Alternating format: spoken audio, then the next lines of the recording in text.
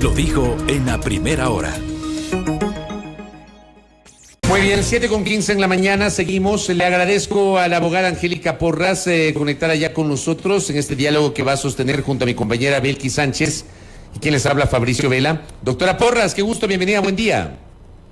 Buen día, Fabricio, Belkis, muchas gracias por la invitación, con mucho gusto. A usted por la gentileza de aceptar justamente este diálogo. Le hemos invitado a Angélica Porras por su condición de jurista, pero porque además, porque ha seguido muy de cerca el desarrollo de este caso de desaparición de María Belén Bernal Otavalo, y entiendo que incluso hay algún tipo de relación profesional con ella, doctora.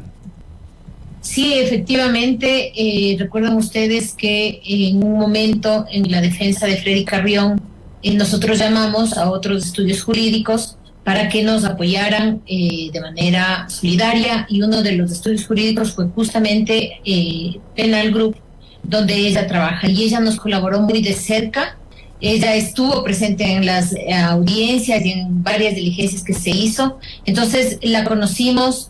Hicimos cierta amistad con ella, entonces estamos además agradecidos por el apoyo que nos dio, y obviamente reconocemos su alto perfil profesional. Esa es la relación que teníamos y que tenemos con María Belén Bernal. Doctora, bienvenida nuevamente, buenos días. 5 días de esta desaparición, la misma que se produjo el pasado 11 de septiembre, no hay respuesta. La ciudadanía está exigiendo transparencia en el marco de las investigaciones. ¿Cómo se mira lo actuado hasta el momento? Bueno, todos y todas los que estamos aquí nos están escuchando saben que las primeras horas son fundamentales.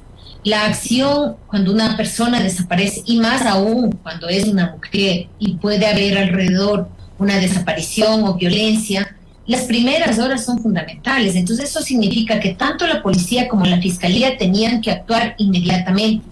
Fue gracias a la presión por los medios o por la presión que se hizo a través de redes sociales que se permitió, por ejemplo, que se ingrese a la Escuela Superior de Policía a recoger los indicios y que se conozca algo del tema, porque en realidad había un total hermetismo y no se habían hecho las acciones que eran totalmente necesarias, como por ejemplo recoger indicios dentro de la policía, dentro de la escuela superior, y además recoger todos los otros testimonios de las personas que estuvieron allí, porque no estamos hablando de un lugar solitario, estamos hablando de un lugar donde habían decenas de personas.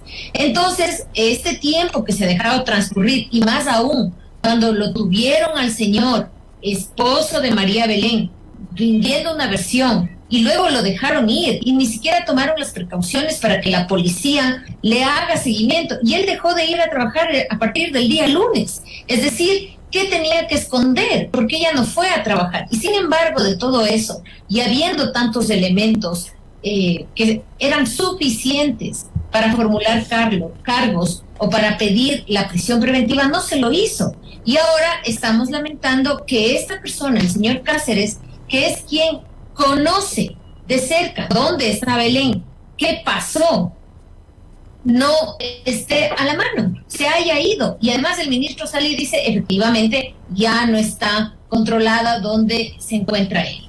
Entonces realmente aquí hay una responsabilidad política y administrativa, y quién sabe de otro tipo también en las autoridades. No estamos hablando de la responsabilidad que posiblemente tenga el esposo de María Belén, no sabemos todavía, pero hay una responsabilidad porque en los casos de desapariciones es fundamental el actuar de las primeras horas de la policía y la fiscalía. Hay un detalle, ¿no? La fiscalía ayer emite un comunicado previo a las declaraciones que posteriormente formuló la fiscal Diana Salazar, y en ese comunicado, por ejemplo, revela que comienza la investigación a partir de que el propio esposo de María Belén Bernal Otavalo, el teniente de policía Germán Cáceres, presenta la denuncia de la desaparición. ¿Cómo le suena a usted este detalle? Que él mismo presenta la denuncia de la desaparición, le toman la declaración, y ya vamos a hablar de la actuación de la fiscalía y de la propia policía, pero le toman la declaración y después el hombre se fuga. ¿Cómo se entiende eso? ¿Cómo le ve usted? Mire, la primera cuestión que hay que tener en cuenta es que cuando se trata de desaparición de mujeres, cuando se trata de violencia intrafamiliar, cuando se trata de violencia sexual, es decir, todas las cuestiones relacionadas con el género y la situación de poder diferenciado que tenemos las mujeres, hay que tener mucho cuidado con respecto a la pareja, a la expareja. Sí, esto les pone en una situación complicada a los varones que están en una relación familiar, en una relación sentimental con una mujer y a la mujer le pasa algo. Eso es cierto, pero precisamente porque hay una relación de poder diferenciada que hace que más del 60% de las mujeres hayamos sufrido a lo largo de nuestra vida violencia y que además la mayoría de mujeres que pierden la vida por violencia lo hacen en manos de una expareja, de la pareja. Entonces, cuando hay una situación de estas, y eso lo sabe perfectamente la Fiscalía porque ha tomado acciones en ese sentido en otros casos, lo que tiene que considerar es la probabilidad, la posibilidad de que el esposo, el compañero sentimental, tenga algo que ver o sepa algo de lo que pasó con su compañera. Entonces, no es pretexto para decir aquí no había nada que investigar, no pasaba nada si es que le dejábamos ir. El hecho de que el señor hubiera o no presentado la denuncia no tiene nada que ver porque estamos hablando de una posible situación de violencia en contra de una mujer. Ahora estamos bien, hablando de la desaparición de una mujer. Correcto. Le planteaba ese primer elemento, porque luego la fiscal dice, estuvo retenido 8 horas y después de esas 8 horas lo dejan ir, pero según la Fiscalía le pidieron a la Policía Nacional que establezca sobre el teniente Cáceres una vigilancia y un seguimiento.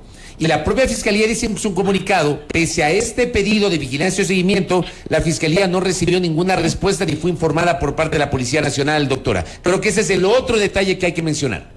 Hay que tener en cuenta que no estamos ante una Fiscalía ingenua. Estamos hablando de un policía. Estamos hablando de una posible desaparición en un recinto policial, en la Escuela de Formación de Policía.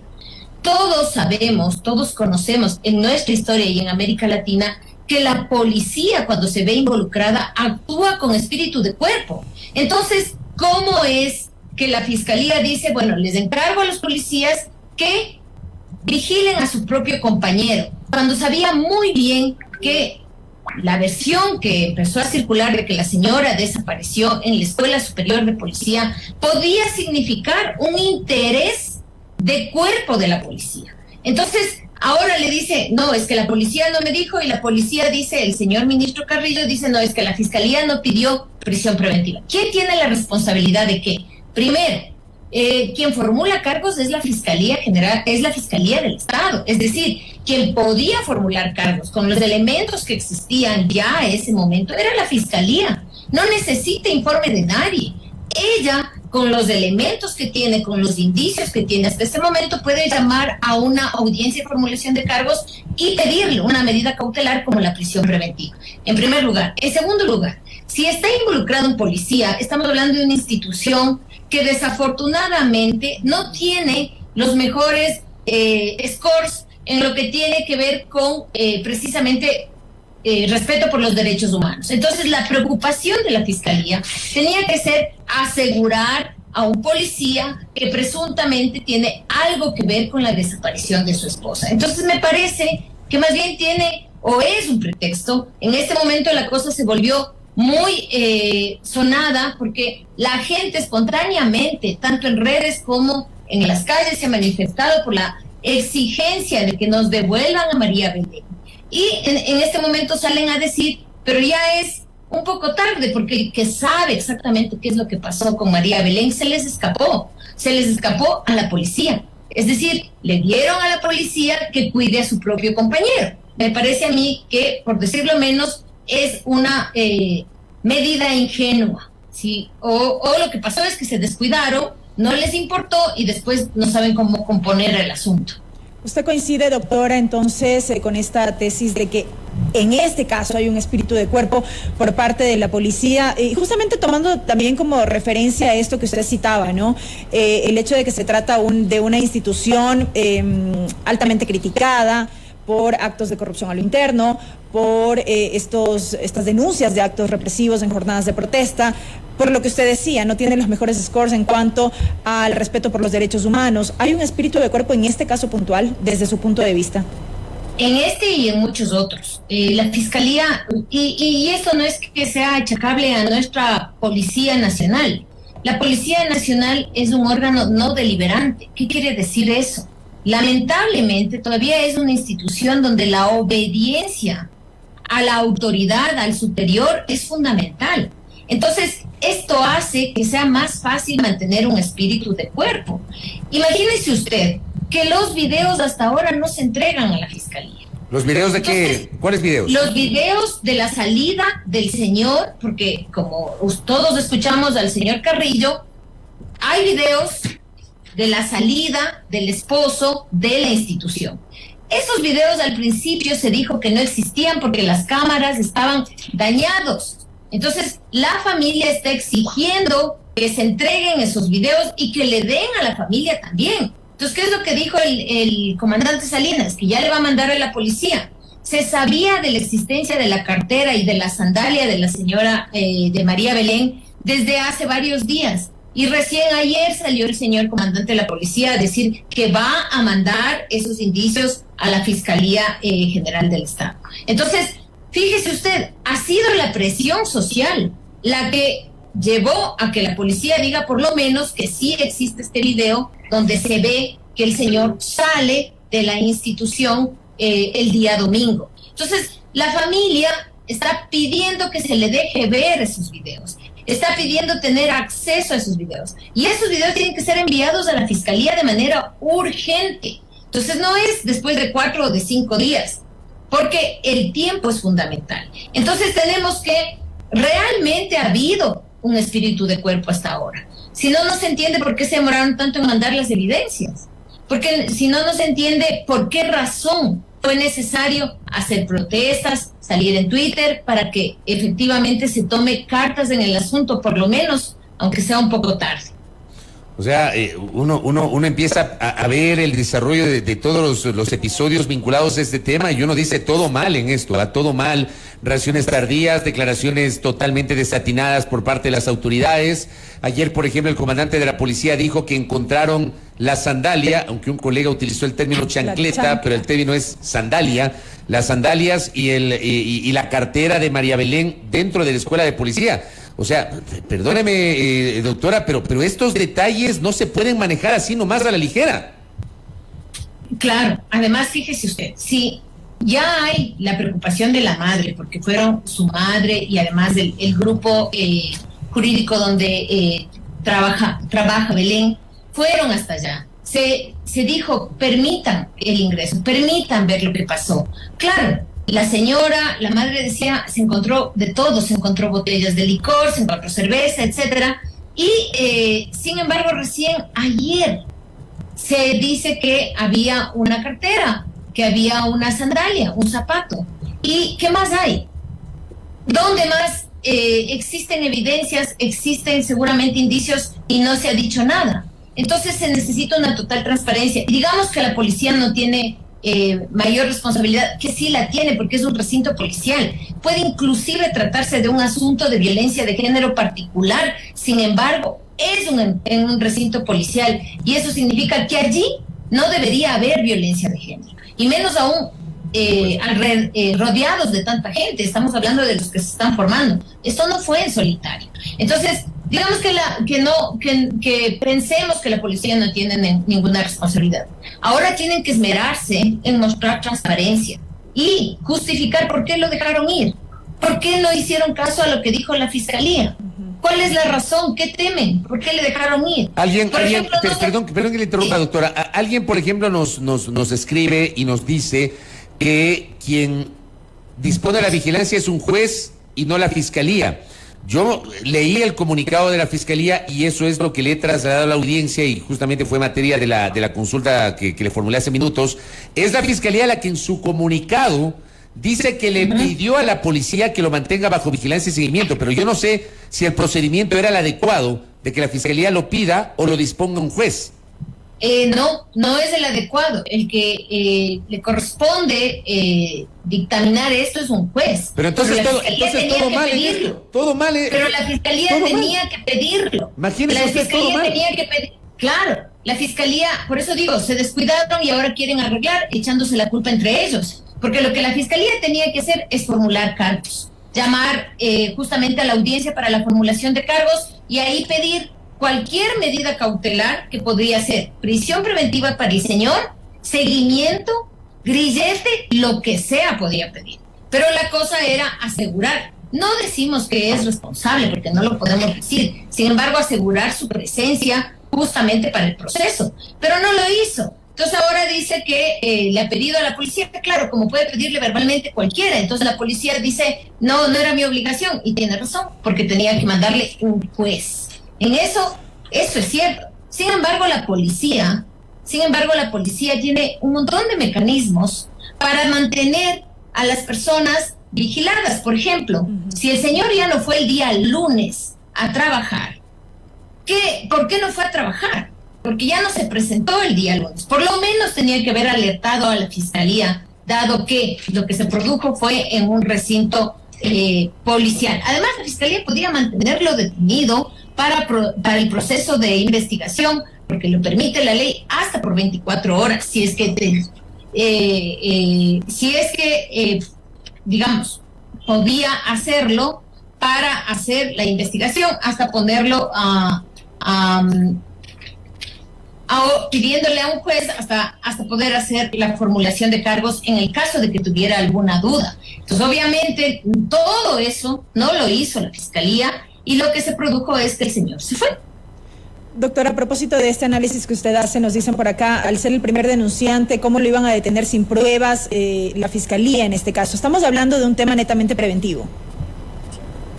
Sí, verá, ahí hay varias cuestiones que tomar en cuenta. En primer lugar, se lo podría haber detenido no como responsable, sino con fines investigativos. Con fines investigativos, Ajá. así es. En primer lugar, obviamente avisándole al juez, pidiéndole al juez que dé la orden respectiva. En primer lugar. En segundo lugar, estábamos hablando de una posible desaparición de una mujer.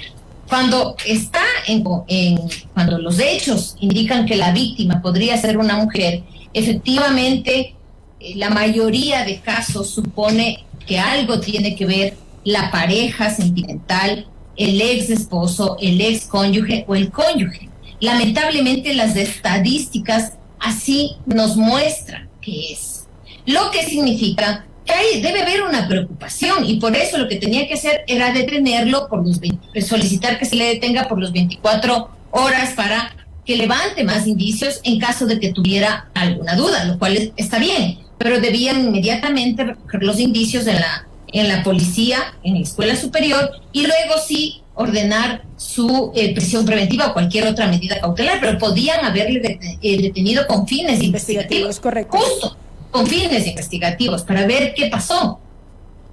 Correcto, doctora. En paralelo a estas investigaciones para dar con el paradero de María Belén, la ciudadanía en general, yo me atrevo a decir, exige acciones y correctivos urgentes al interior de la institución de la Policía Nacional. Partiendo de este caso, digamos, desde su punto de vista, ¿qué es lo que debe ocurrir?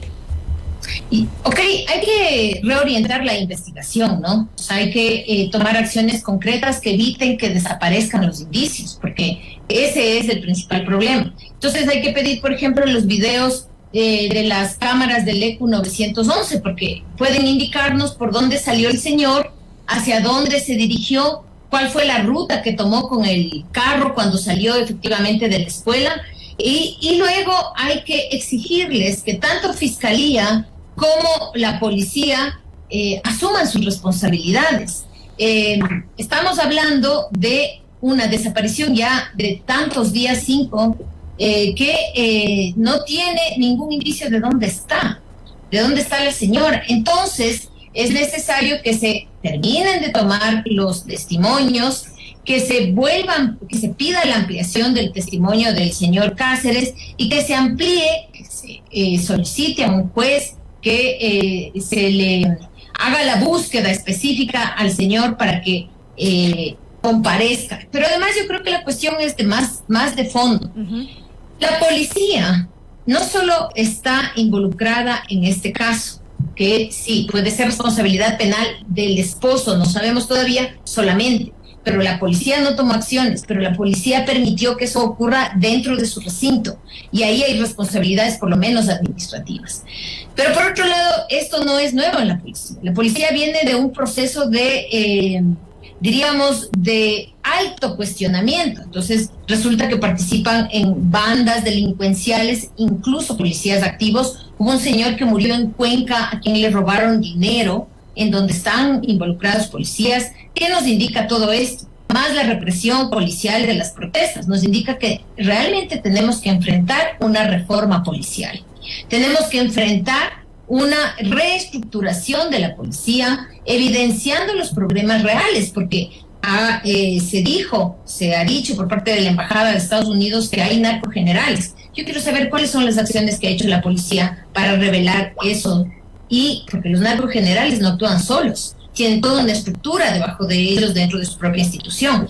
Todo eso nos aboca a una situación mucho más grande, mucho más grave, que es justamente la reforma policial. Entonces nosotros sí pensamos que debe haber una reforma policial, y obviamente que es necesario poner en el centro del debate el tema de las relaciones de género, porque en lo que va del año 2022, según Fundación Desafío, hay 206 mujeres muertas por hechos que se suponen encierran violencia. Es decir, estamos hablando de más o menos una mujer muerta cada 60 y tantas horas.